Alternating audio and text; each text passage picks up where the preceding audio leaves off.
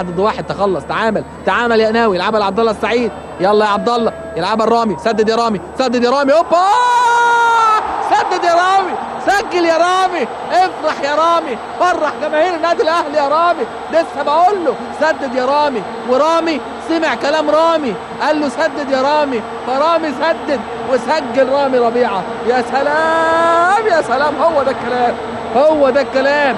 لما رامي يقول لرامي سدد لازم رامي يسجل.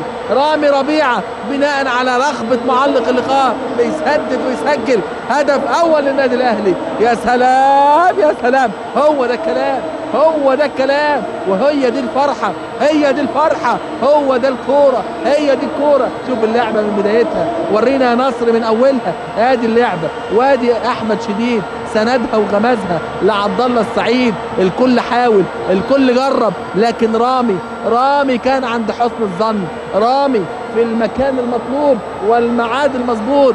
رامي سرق الفرحه، سرق الفرحه من قلوب ليوبار. رامي سرق الفرحه، سرق، ولكنه مش حرامي.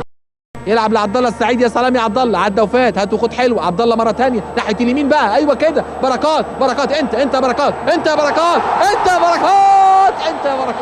ما تعملش عرضيه يا بركات. وبركات ملك الحركات سجل وهدف للنادي الاهلي. يا سلام يا سلام، بركات عملها وكلمته قالها واحرز الهدف الثاني للنادي الاهلي. عملها بركات، خلصها بركات، نهاها بركات. كلمه الختام، ستارة النهاية. انزل بالفينال يا نصر، انزل بالختام يا نصر، اكتب كلمة النهاية. خلاص نهاها بركات قبل النهاية. في الدقيقة كام؟ في الدقيقة 26، في الدقيقة 26 من زمن الشوط الثاني بيسجل بركات، بيسدد بركات هدف يعني جميل جدا.